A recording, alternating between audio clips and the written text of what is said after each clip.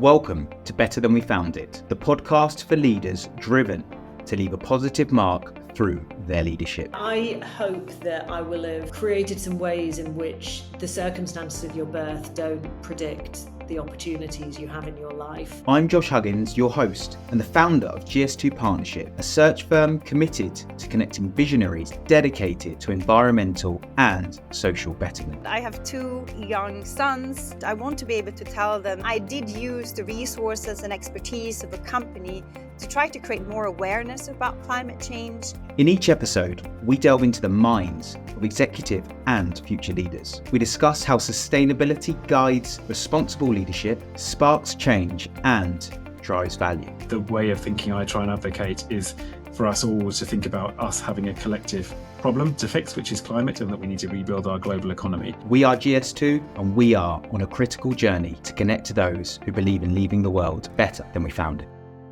So hello and welcome back to another episode of Better Than We Found It, the podcast where we explore leadership, value creation and sustainability through the lens of those who are in the trenches making a current impact. Today we have an exceptional guest, Nicola Stopps, the founder of Simply Sustainable. Nicola has built Simply Sustainable, a sustainability management consulting firm from the ground up with £1,500 and 6 months to make it work, into a leading organisation partnering with some of the world's largest companies to drive transformation and create long-term value. From her background and growing up in the Brecon Beacons through to working with these in-house corporations, Nicola's story is one of entrepreneurial grit, determination and success. So we'll be diving into her career, the lessons that she's learned in building the company, what the future holds for the business and for the sustainability industry in general, and lots of tips along the way. So without further ado, let's dive right in. So Nicola, welcome to Better Than We Found It. Thanks for having me, Josh. Excellent. So I did a very quick overview that I'm sure didn't do justice of who you are. So for any of the listeners who perhaps don't know who you are, would you mind just giving a quick overview of yourself and your business? Of course. I'm Nicola Stopps. I'm founder of Simply Sustainable. We're a management consultancy specialising in sustainability and ESG, working with some of the largest brands in the world for the last 15 years. Excellent. Well, lots to dive into there. But as I always like to start with the origin story of sustainability, when we were having our pre-call, you were talking to me a bit about your family and background and how there was quite an activist mindset. So perhaps could you tell us a bit about your early life and I suppose how that shapes the direction that your career has taken? Of course.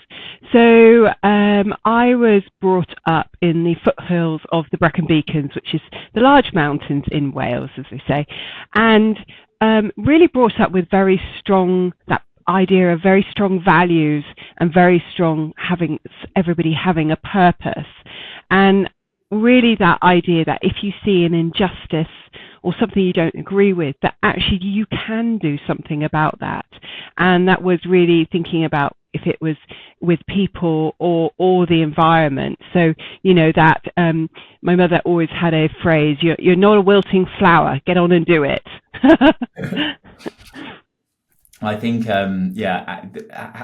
being empowered to feel like you can do it and you can be the voice of change is something clearly very apparent in today's world.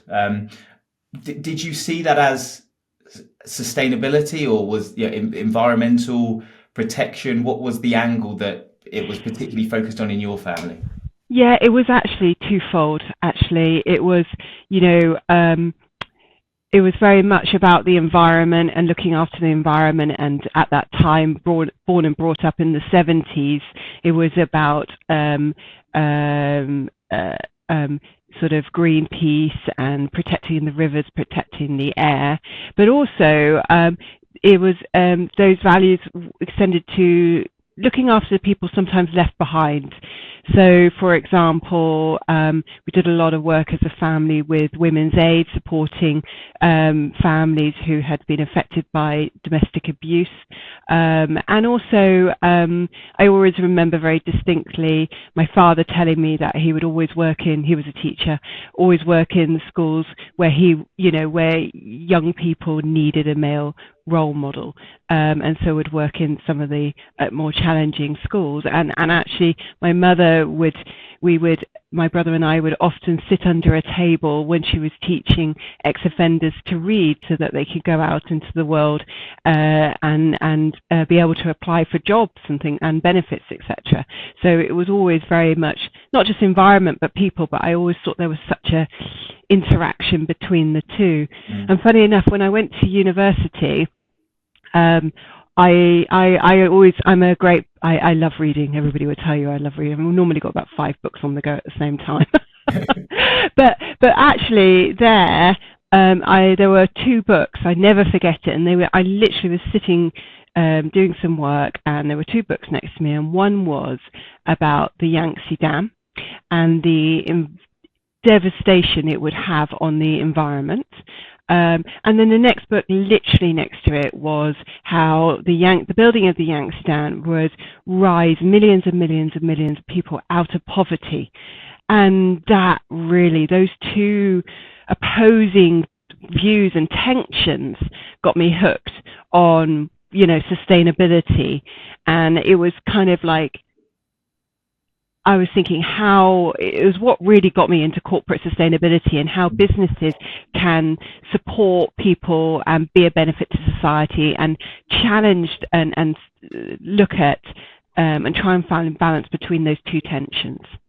Yes, and I think it's a good point, because actually a lot of the conversations that we have now clearly see sustainability in the more holistic view, but I'm sure sort of going back, it was probably pigeonholed a bit more into sort of environmental management as a kind of key thing, and social as another thing that was sort of separate and not bringing them together. So interesting that you saw them closer together so early on in your life. I'm keen to understand where the entrepreneurial spirit, I suppose, to set up your own business came from, with perhaps parents that were more in the institutions and teaching, as you mentioned. So was that something that came through childhood, or were you showing any signs that running your own business would be the thing that you would do in the future? No, I knew. Well, nobody in my upbringing were from a business background, and actually in Wales, there weren't many large businesses. I was surrounded we were the only non-farming and non-mining family in the area, because my parents were teachers. But I always do remember my mother decided to go back into teaching. She gave up teaching to bring my brother and I up, and then about sort of when we were about 6 or 7, she decided to go back into teaching. But it was that time of a really deep recession, and it was really terrible for the communities around us. But also, my mother couldn't get a job teaching. And so she decided to set up her own business, a mail order business, where you put a little advert in the newspapers, and then people would ask, they'd send a check at that time. But I do remember her telling me with a glint in her eye how she would go off to a trade fair and go and buy these things. And she said it was the most empowering thing that she could do. And I thought, it was such a small conversation, but I do remember it now. And us also, my husband has set up many companies, completely different sector, the music industry, although he trained as an environmental lawyer, bizarrely enough. But so I kind of had the view that, well, if he could do it, I know that I see other people do it, there's no reason why I can't do it. I might just have to work quite hard. Sure, absolutely. But even in an environment where it's not prevalent, still having 1 or 2 role models or people that you respect to have done it pave that way, and that's something that's quite interesting to come. We'll come back to that for sure. But perhaps tell me a bit about your corporate career then. So you spoke about being at university, seeing those books. What were you studying, and what did you think your career path was going to be like at that point?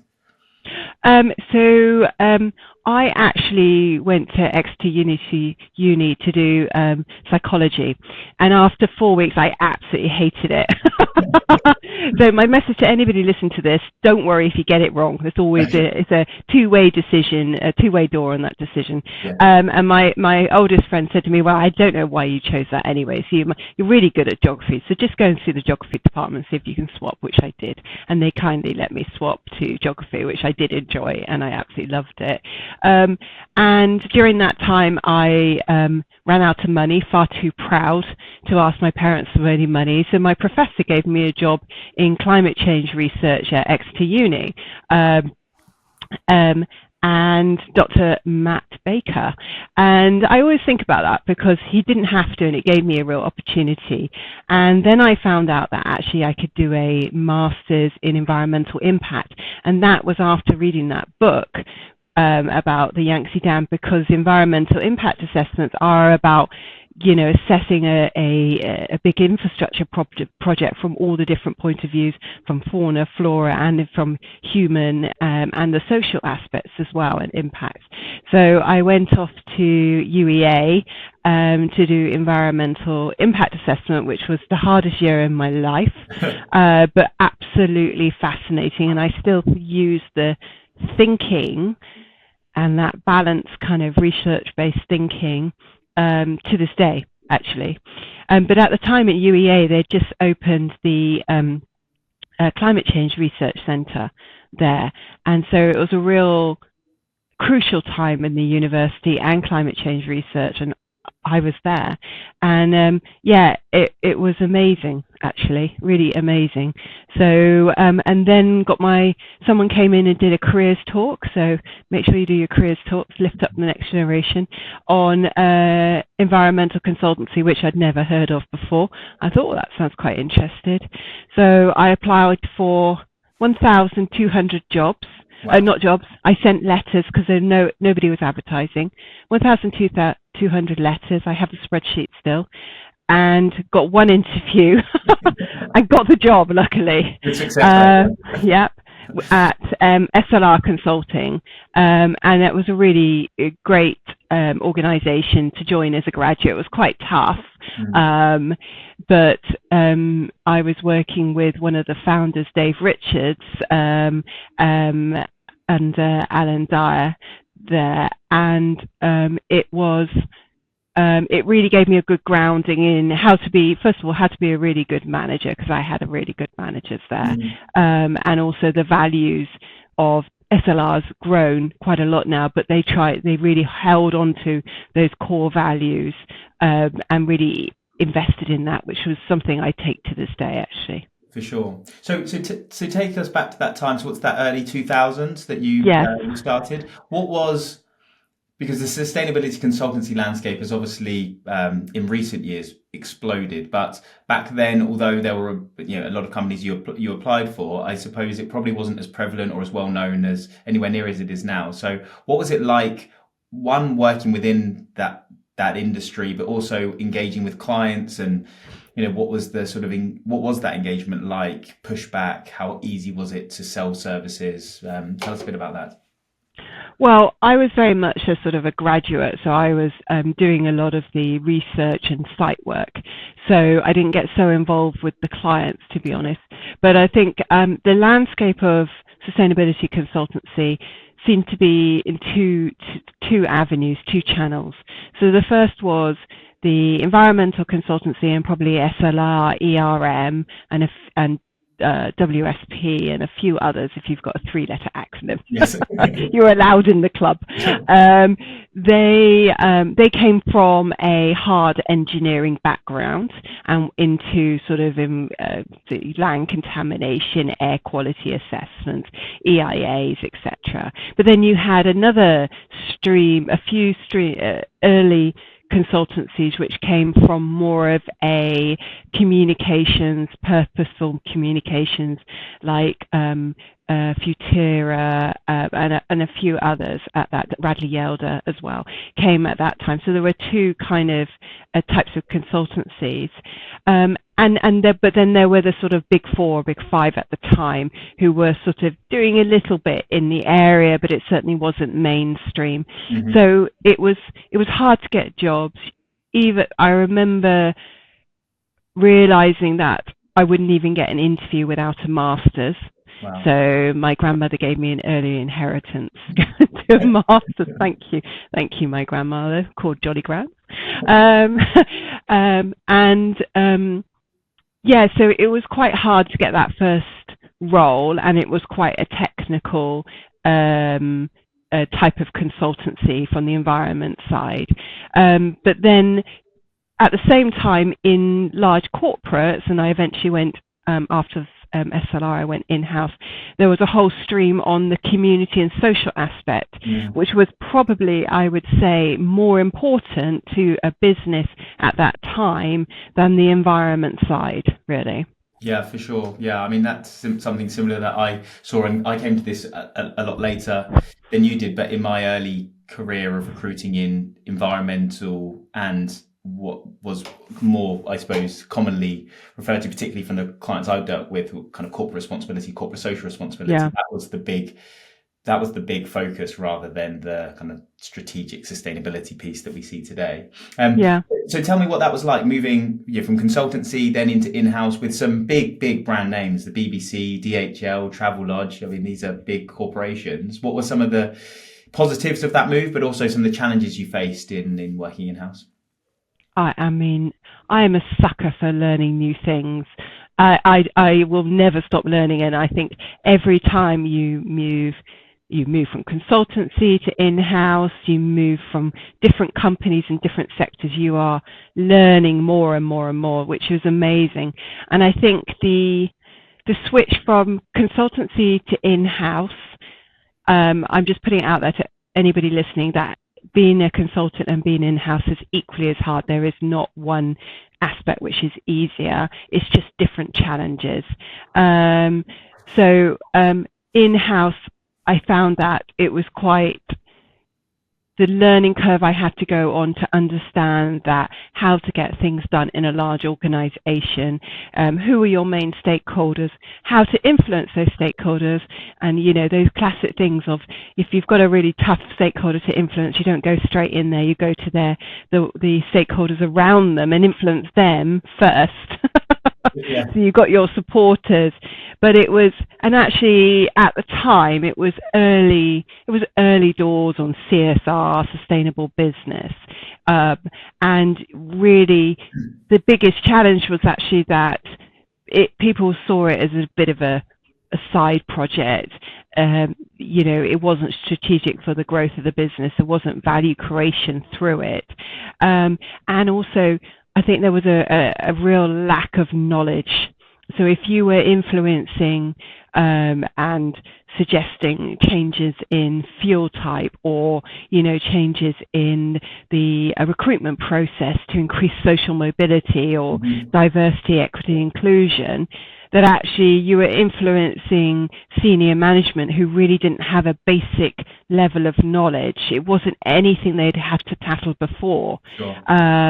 And people, so you had to work really hard to actually build that knowledge first of all, ensure that there's an understanding that what is happening around them in the sector, and then start demonstrating the business case. So I always remember sitting down, and luckily I had a member of the accounts team, and we literally went through the strategy I had developed for this business on environment and social, and went through what are credible sources out there to demonstrate the financial business case of this. So, what is the reduction in churn if somebody is educated on environmental awareness, and it was a tough one for people to buy into. Sure. And this is different to the consultancy, because in the consultancy, the stakeholders you were interacting with would typically be the people who understood this already. Yes, they're predetermined. Yeah, for sure. So Absolutely. Yeah, they understood the business case for it. Understood. Yeah, and I think this is something that a lot of people, we recruit both into consultancies and into corporates, but actually I think a lot of people who have been in consultancy for their whole career and then make that shift later than you did, one of the pieces that I found as a bit of a hack to interview on is understanding how someone approaches the sustainability mandate when it's not being given the mandate. So in a consultancy, you win the piece of work because internal, those conversations have already had to sign that piece off to say, we are going to give a consultancy this work. So there's already a level of understanding that that work is being delivered and approved.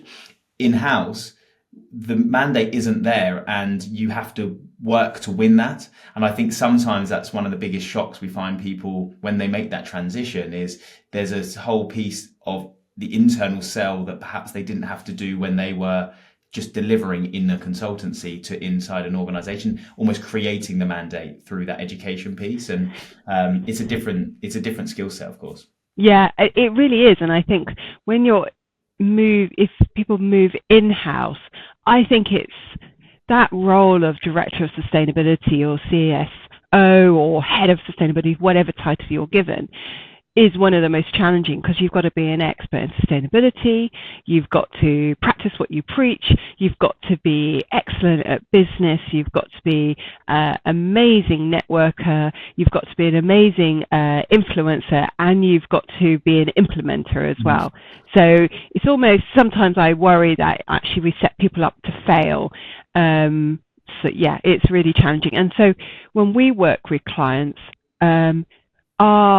our view is always that, for us, it's about long-term relationships with our clients who are all in-house. And it's about, sometimes it's just been an extra pair of ears, a bit of, not a therapy session, but just be able to bounce ideas off, and we can share our knowledge that we've seen other clients implement. And often we organize dinners just for our clients to all share knowledge, which is always lovely to see. Yeah, they tend to get on very well. Yeah, similar challenges that they can talk over a glass of wine about. Yeah. That is a therapy session. Yes, so you sort of saw with a few different sectors and a few different environments what perhaps was good, but also I know when we spoke before, you started to realise actually there were some things that weren't quite working and that a support could provide to actually make it more effective. What were some of these things and characteristics that stood out to give you the idea of creating Simply Sustainable? Yeah, so I think when I was working in-house, it was a time where, it's still the time actually now, that often you have a budget but limited, and you would have myself and maybe half a volunteer, and you're in a large business. And I will say that the expectations from the business were huge still. You still needed to do a sustainability report, you needed to implement all these initiatives, put KPIs in for all the team members, so really challenging. So I would lean on consultancies to support me in those roles.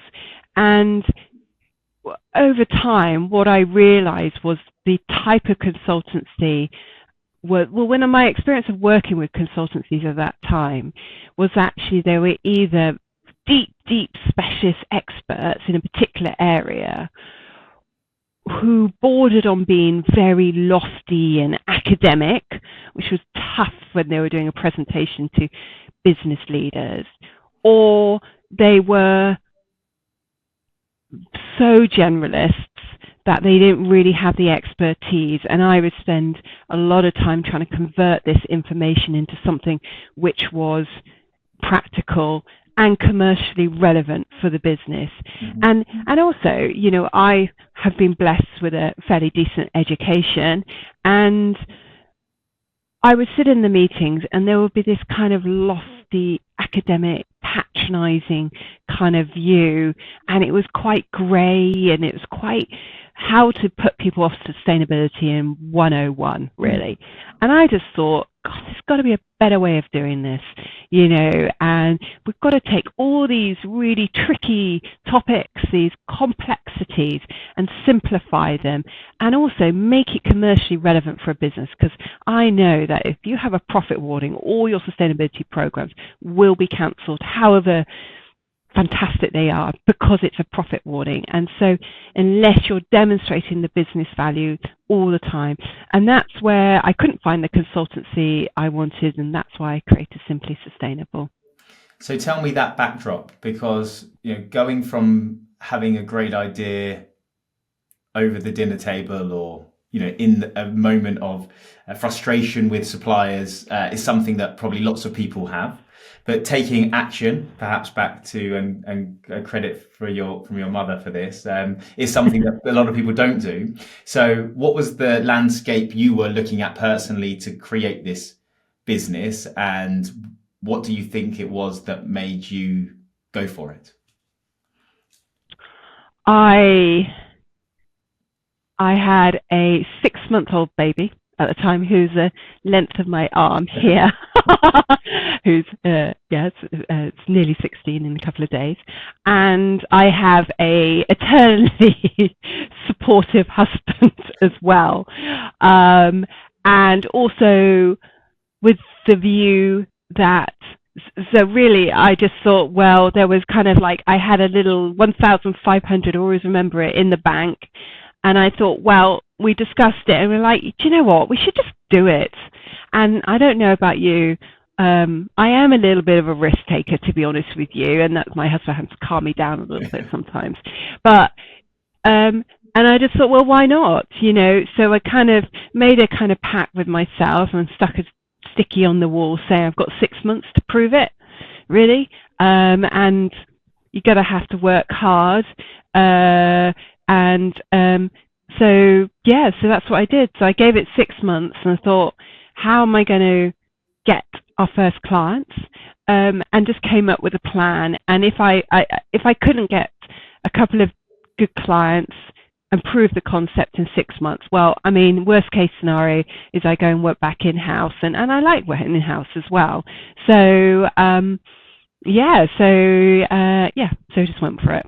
Sure, yeah. And I think sometimes it's positioning in your mind, isn't it? If actually what's the worst that could happen is that I have to go and get a job back in house, it's not that bad, and therefore what the upside could be, I just need to go for it, and I think that sort of mindset spirit is so crucial. But it is quite interesting that I suppose you did it without the clients, because I talk to a lot of people who have set their own consultancies up, me setting my own business up, and you try to have clients sort of lined up before you start to give you that kind of assurance, but you didn't have that when you first started. So that wouldn't be risky enough, would it? So tell me, what was your strategy? How did you win the business? So I'm all about lists and matrix decision making. So I literally wrote down a list of the companies I'd worked with in-house, and then I wrote down a list next to each company of their the contacts within that company, but also their competitors and other people in the sector. And then I wrote down a list of people who are what I call my supporters, and I literally wrote to them. I wrote an email and I said, I'd love to, I've just started this, I've worked here and here. I wanted to share some of my experiences and wondered if you wanted to do a coffee. And that, and it was, I had to have grit, because you have to keep going, because they're never going to reply on the first email, but they might reply on the third email. And they did. So I always remember I had a meeting with Mark Anderson from Whitbread, who's still there, and that was one of our first clients, and he didn't have to have that meeting with me. I had a meeting with my old boss from DHL, Sharon Davies, who then through various different contacts got me in touch with Manchester Airports Group, And so it just continued like that, really. So just well organised, persistent, bit of grit, and keep going, really. And do you remember sending that first invoice and what that was like? Yes, I didn't know how to do it.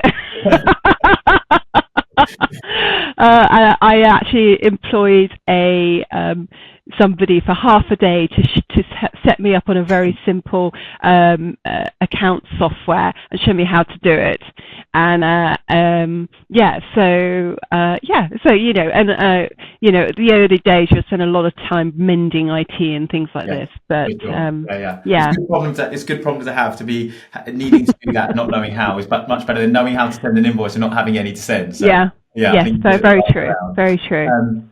And I suppose just thinking back to those early days and given that the market, of course, is evolving and changing, but there are many people I talk to on a frequent basis who are thinking about, not necessarily purely in sustainability, but in other areas of consulting, thinking about setting up on their own. What one or two pieces of advice would you give to anybody considering setting up or starting their own business?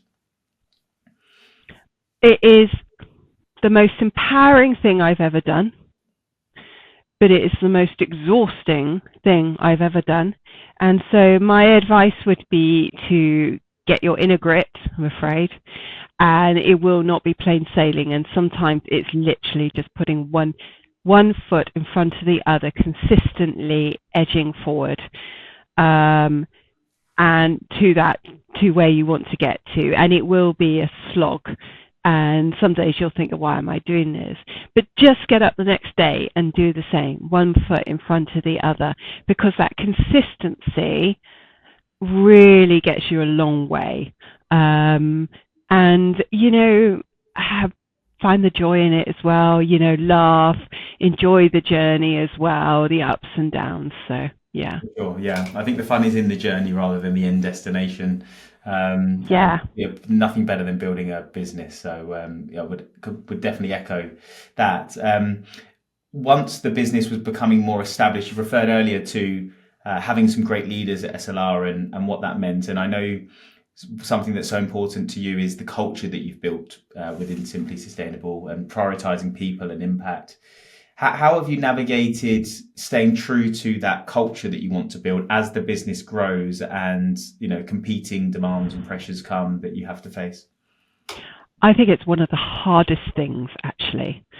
And almost knowing that and being active and reflective and putting in plans to constantly reinvigorate and reassert and focus on it is probably the most important thing. If you are complacent and agnostic on it, you could cause you issues. So I think the two things. Well, the one thing I think that we've got right at Simply Sustainable is the understanding and asking our team what they think. Sometimes I don't always want to hear it. But I think that is the most important thing that we do. And reflecting upon that and trying to, if there are things which aren't going right, what can we do about it? And so we do a lot, and that's one of the things we try and always employ and attract team members on our values, and there's a level of believing in, the society and environment can be better. It's believing businesses are the solution to this, or one of the solutions to it, but also being a joy to work with. It's such a silly value, but it's so important because we spend a lot of time in work, and we like to think we're 99.99% of the time a joy to work with. Yeah. No, I get that, and I think that resonates in our business as well. It's tricky. There's ups and downs, and there's times that are difficult. But if you actually have good people in your business, then by and large, that's going to attract good people as well, and keep that culture. But it only takes one individual to really change that. And I think that's something you have to really be a custodian of and protect when you're building something. We haven't actually spoken much about all the high level overview of what the business does, but maybe it would be good to give a viewpoint to the audience of exactly how the business is structured and what you do, because I think when some people hear sustainability consultancies or ESG consultancies, they think it's very much purely around reporting or supporting from that perspective. But I know your focus is much broader than that and supporting clients with transformational change. So would you mind just explaining a little bit more about the business, how many staff, where you operate within, the service offerings that you deliver? Sure. I mean, I love talking about Simply Sustainable. So we're a management consultancy, so specializing only in ESG and sustainability. And we've been around for 15 years now, so quite a long time. And we've got our offices in London and Amsterdam. But our clients are pretty much international. We work with very, very large businesses.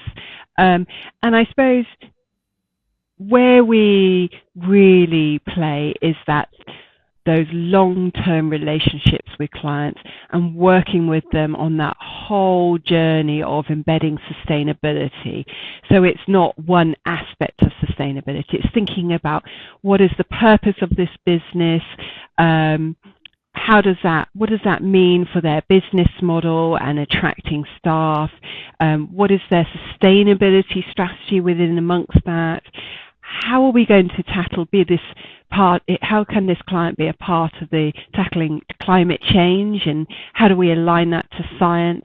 But then how do we actually support our clients to embed sustainability into the thinking and doing of a business? And that is the tough bit, but we're working with lots of clients on that. And that might be working with the boards, it might be sustainability drop-in centres, it might be KPIs for all the senior management team. There's so many different areas. It's a whole business. And then it's the thinking about, okay, we've got all these reporting requirements, we've got all these stakeholders who are interested. So how do we report and communicate the progress in a credible way? And also, how do we support the business on creating not just a sustainable business, but a sustainable holistic business with all their supply chains? So that could be thinking about human rights within their own operations and in their supply chain. Thinking about, we work with very large supermarkets and chocolate companies, my favorite company. Obviously, all my clients are favorites. Sure. But where do we source that? What is the impact it has on the farmers from an environmental point of view as well as a social point of view? So as you can tell, I think the whole topic is absolutely fascinating. And I suppose I'm always amazed and, honoured actually of the clients who choose us. And so I often go to ask them, why did you choose us? So it's always a fascinating conversation because, quite frankly, we're a team of 25. We should be up to 30 by the end of the year. So whereas we're competing with consultancies who have thousands. So why choose us? And it's always the same. You only do ESG and sustainability. So you're deep, deep experts. You know this topic. And that's true. My team can tell you every kind of acronym, know every page of every reporting requirement, know everything about the carbon conversion rates of a farm in, Brazil on cocoa beans or something like that. So they are experts. But also, we are not about short-term transactional work, low quality, lower price, just to get the work in. We're about high-quality consultancy and relationships. For me, when a client comes and works with us and signs that beautiful contract, that's it's not a commercial contract, it's a trust contract. They are trusting us with their career, with their ability to push sustainability in that commercial company. So it's all about those long-term relationships. And for me, I always remember this. I was sitting next to a lawyer in San Francisco at the yacht club there. It was amazing. Great. Yeah, it was. There was whales outside the window. It was a ridiculous evening. It was amazing. Anyway, but he said to me, and he was socially actually quite awkward, and he said the best advice he ever got was just be a nice person. Nice person to your clients. If you see an interesting book and actually you thought it was interesting, buy it for them as well. It's just being a good person. And the other point our clients do mention, they did, when I asked them, they said, you always promise that you'll be a joy to work with, and I can say your team are a joy to work with. Excellent. So that's always lovely to hear, isn't it? Sure. Well, that means you must be doing something right when you're bringing in the right people that adhere to the values. So to get that sense check from your clients.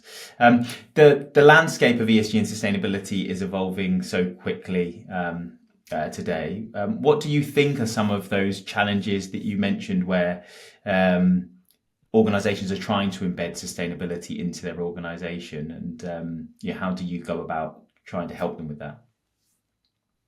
Yeah, I think you have to see the whole. So embedding sustainability is tricky, and it's continuous, and you have to be really strategic about it. So I think that it's about really mapping out the different aspects of a business. So it might be the culture of the business, it might be the operational processes, it might be the technology, it might be the senior management, it might be the business model. And it's really mapping those out strategically and understanding where are those key levers which will trickle down to others. And I know that sounds so lofty, but it's a really good spreadsheet, to be honest with you. But it does mean that you identify those hotspots of areas where you can have the greatest impact to really push a company forward on their sustainability journey. So one of the classic things that we see and we talk to with our clients is that you will never actually embed sustainability properly if you've got one team with a financial target and another team with a carbon target. And you will never make progress because you've got this tension. So you've got to ensure that the commercial team, the CFO, the MD, the directors of the business, and that trickling down have commercial as well as sustainability targets. And that just pushes things along. So the conversation for the Chief Sustainability Officer won't be, I haven't got time for this, it's not my priority. It will change when their targets are linked to it of, I don't know enough about this, what can you tell me and how can I support this? It's really simple. Sure.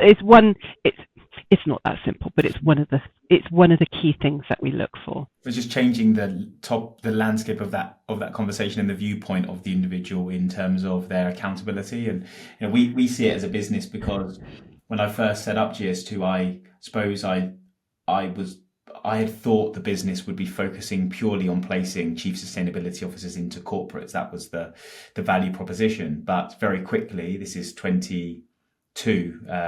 May 22 when I set the business up, we had sort of gone through that boom time where those roles were being recruited for, and very quickly within the first 12 months of the business, I started to realize that actually the businesses that were delivering from a sustainability perspective were ones who hadn't just recruited a CSO and sort of left them in their ivory tower to create policies. It was the ones where all the executive team were buying into this and implementing it into their organization. And I think that's where those sorts of conversations come from, because everybody understands their own individual accountability to help the business drive forward, not just from a box ticking exercise, but actually looking at sustainability as the way to drive value, new products, new services, new business models that creates real value. And I think that's where it starts to become really interesting, really exciting, and causes the change that people actually commit to. So that's something that I see. How do you see that with your clients and focusing on value creation rather than regulation? I think that we're in a confused time. So the regulation has definitely put sustainability front and center of the minds of the board.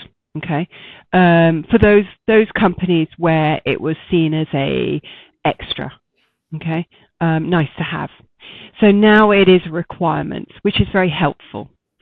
The challenge we have, and when we're working with clients, is to change the viewpoint that it is a regulation to tick box. So for example, we're working with quite a number of very, very large multinational companies who are caught under the European directive called CSRD. And it's quite a comprehensive directive. And actually, that directive is just putting in place best practice, which we in the sustainability sector have talked about for a long time. Good materiality assessment, robust strategy, good KPIs, targets, reporting in a solid way, and link it to risk and finances as well as impact. But the narrative at the boardroom is that it's a regulation we've got to meet. Now, I think the key is to move that narrative, not just a narrative, but evidence it, that this is about value creation. Now, we're working with a client at the moment, and when we're talking with the board, which has to be involved in looking at what are the risks and opportunities of these different social and environmental issues, there is a real focus on what is the opportunity. And so we're changing this to what is the value creation opportunity of this. So for example, if we, I dare not go talk too much about DE&I targets in the latest news because I feel so passionately that I think I might say the wrong thing. But what I would say is that, for companies where they are struggling to gain top talent, when we're talking about diversity, equity, inclusion as a opportunity for them, there really is a point that actually there is talent everywhere, but there is not opportunity everywhere. And that's what's really important. And once you open the eyes of the board and really see that opportunity, that's when things change and they see it as, obviously the right thing to do, one would hope, but also it's so important for value creation for this business going forward. For sure, yeah, I understand completely what you're saying there, and yeah, we see that in the clients that we work with as well. Back to internally for Simply Sustainable. So you explained to me that you went through a private equity transaction a couple of years ago. From a high level perspective, what was that process like for you? And I suppose how has it helped to shape a more positive future for the business? I think it's been a really positive experience. I mean, from someone with no business background, going through a private equity transaction was such a learning curve. But what was been really, really useful for me is that I was part of the Goldman Sachs 10,000 Small Business Program. And so, we had mentors who could put me in touch with different people and build my knowledge of how this works, but also I was really, really clear that, as a founder, I could only take this business to a certain level, and I knew that if I set up this business because I wanted to have a impact, a benefit society and environment, and to do that as a group of people to do that, and that's Simply Sustainable is the sort of engine to do that, and to actually create more impact through more growth of the consultancy, I was going to need more expertise and I was going to need more investment. And I was lucky enough to attract investment from Agathos, who are very much a purpose-driven private equity firm, and the knowledge and expertise and investment and belief and trust, actually, which is probably as important as all the other things, has been amazing, and it's given us the opportunity to grow the consultancies, take some invest in the future of the consultancy, and also ensure that actually we are keeping up with the right trends. So digitization of consultancy is absolutely crucial for success. So to be able to have the opportunity, investment and knowledge to be able to do that. When I suppose the phrase private equity is mentioned with the small and growing businesses, I suppose some people would see that as something that would be more focused on profits and financial performance. And of course, as you've made so clear, impact and being focused on your people, it has been so crucial. So how important was it to find the right private equity partner? And I suppose, how do you balance the financial return that clearly they need to make because of their investment, but also keeping true to the culture that you hold so dear? Well, I think any investment you gain, whatever the title it comes under, will want financial return. It's just a fact. So it's about what was key was to ensure that I found a partner who understood the importance of good quality consultancy, and looking after our team and our clients. If we didn't get those three things right, we probably won't have a very good consultancy, which won't bring any good returns. So, the team and the board directors understand that, and those are the kind of measures. So we have a holistic dashboard that we look at, and it is holistic and it looks at all these different aspects. Because consultancy, you can't have one KPI which works really well, and then suddenly you've got another one dropping. It's a real balancing act to get that right. For sure. So from I suppose a viewpoint of the future, you've already mentioned digitalization, but where do you see the sustainability consulting industry moving over the next 5 to 10 years as the understanding of the subject matures? I would say that the sustainability consultancy market at the moment is really fragmented. There, and I would say that, we're already we're seeing a lot of consolidation. But I think also that there is sort of two buckets really. You've got the lower cost and transactional consultancies which do a particular project, and it will be good enough for that company, and that's valid for certain businesses at a certain time in their maturity. And then you've got the consultancies which are about analysis and deep thinking and that critical analysis. And then you've got sort of tech underneath that as well, and we can't ignore ChatGPT and DeepSeek either. And I think the transactional aspects would be probably the transactional consultancy market probably be taken over by technology, to be honest with you.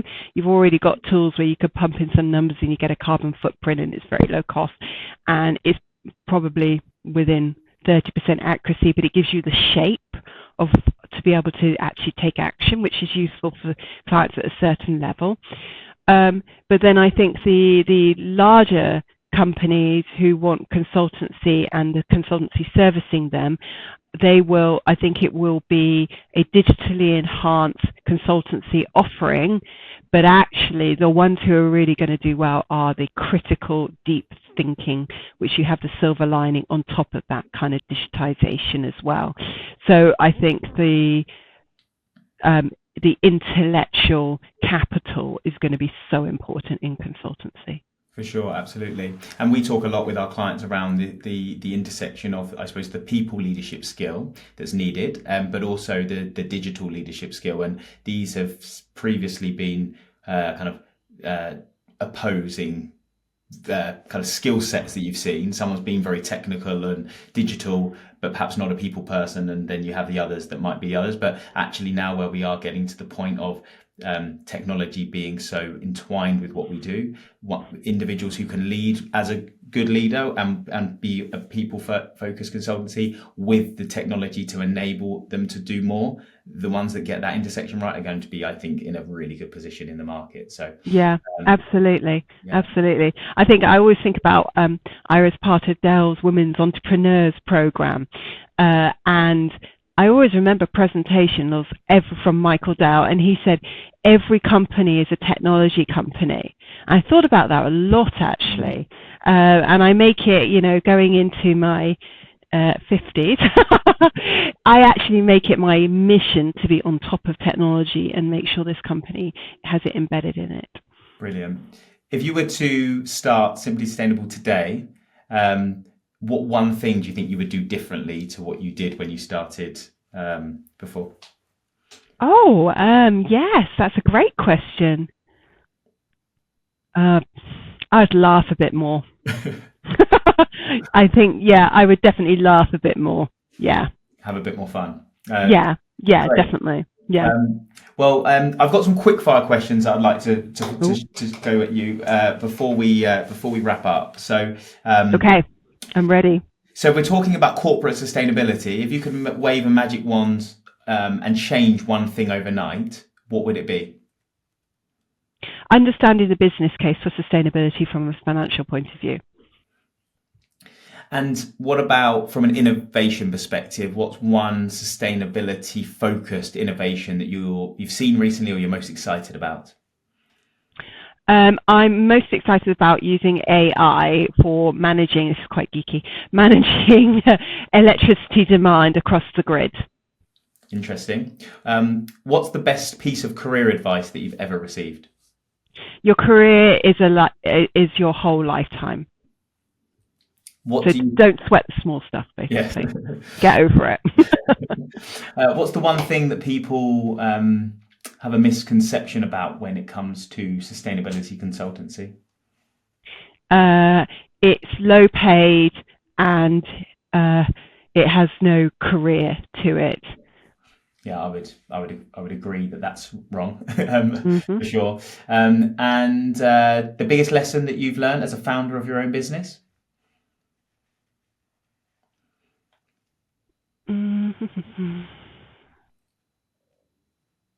Resilience.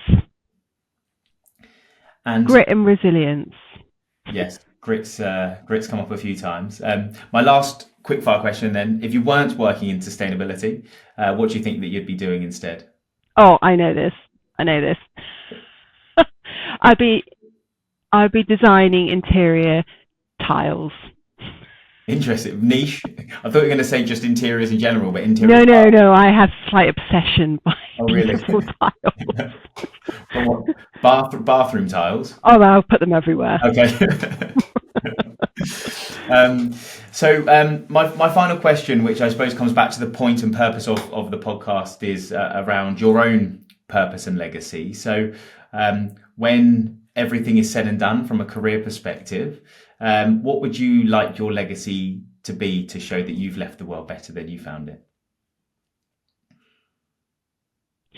I think that Simply Sustainable is this little fire which is lighting all these other fires, and I really hope that through the starting of Simply Sustainable to the advice that we give and the conversations we have with our clients and and their stakeholders and the teams and young people that we bring into Simply Sustainable and give their first job or second job or third job, I hope that they go on and make a change, and that whole kind of butterfly wings effect happens to make society and the environment better for everybody and future generations. It sounds so grand, but yeah, that's it really. For sure. And I think back to the £1,500 you had and the 6 months to prove yourself, that given where you are now, how amazing it's been, the journey so far, but still what you have to come. So I'm really wishing you all the best as you continue on that journey. So thank you so much for today. It's been a wonderful conversation. I've really enjoyed hearing the story, hearing about what you're doing, your insights. I think there's a lot to take away from that. And if people are interested in learning more about the organisation, there's organisations that might want to partner with you for your services, where would be the best place for them to go to find you? Best to go to our website, simplysustainable.com, and drop us an email. We'd always love to have a chat. Sometimes the most incidental chats create something fantastic. For sure. Well, thank you very much for that. And to everyone listening, if you've enjoyed the episode, of course, then please subscribe, leave us a review, share it with someone that you think might be interested in the subject area, because from our side at GS2, it's all about sharing the positivity and impact that we can have within sustainability. So thank you, everybody, for tuning in. Thank you, Nicola, so much. And we'll see you all next time on Better Than We Found It. Thank you for joining us on this episode of Better Than We Found It. I hope you have found value from this to support your own purpose-led journey. This episode was brought to you by GS2 Partnership, my organisation focused on providing talent solutions for sustainably focused organisations. We are driven by our purpose of connecting the people who believe in leaving the world better than we found it.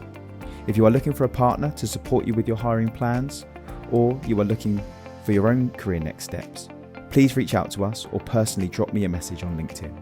It's great to hear from listeners to the podcast, and I'd welcome the opportunity to talk to you. Thank you very much, and stay tuned for our next episode.